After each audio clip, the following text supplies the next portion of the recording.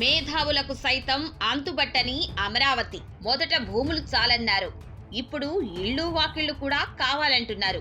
గ్రామాల మీదుగా భారీ రోడ్ల నిర్మాణం, నామరూపాలు లేకుండా పోనున్న ఊళ్లకు ఊళ్ళు.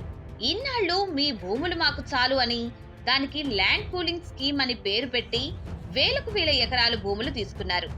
వేలతో మొదలుపెట్టి ఏకంగా 1,00,000 ఎకరాలు తీసుకుంటున్నారు. ఇప్పుడు మీ ఇళ్ళు వాకిళ్లు కూడా ఇచ్చేయండి అంటుంది కూటమి ప్రభుత్వం. అమరావతిలోని గ్రామాలు నామరూపాలు లేకుండా పోయే పరిస్థితి కనిపిస్తుంది. ఇన్నాళ్లు భూములని దూరం చేసిందనుకుంటే ఇప్పుడు ఇళ్లను కూడా రైతులకు కాకుండా చేస్తుంది. కూటమి ప్రభుత్వం మౌలిక సదుపాయాల కల్పన పేరుతో అమరావతిలో రోడ్లను వేస్తుంది. ఆ రోడ్లను రాజధానిలోని గ్రామాల మీదుగా వేస్తుంది. ఇప్పటికిప్పుడు కనీసం 11 ఊళ్లు సర్వనాశనం అయ్యేలా కనిపిస్తున్నాయి.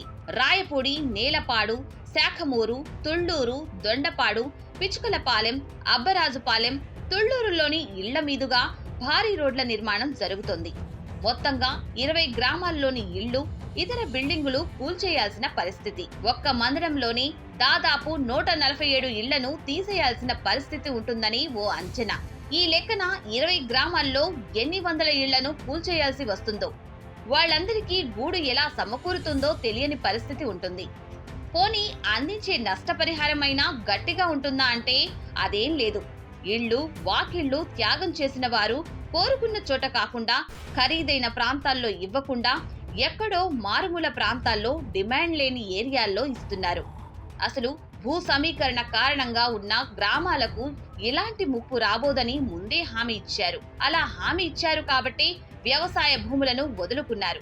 కానీ ఇప్పుడు రోడ్ల నిర్మాణం పేరుతో గ్రామాలను ఛిద్రం చేసేందుకు సిద్ధమవుతున్నారు. వీలైనంత వరకు గ్రామాల మీదుగా రోడ్ల నిర్మాణం జరగకుండా చూడాలంటుంది బీసీవై పార్టీ. ఒకవేళ తప్పని పరిస్థితి అయితే మాత్రం గ్రామాల్లోని ఇళ్లను తీసుకునే ముందు వారికంటూ ఒక వసతిని ఏర్పాటు చేయాల్సిన బాధ్యత ప్రభుత్వంపైనే ఉందంటుంది బీసీవై పార్టీ.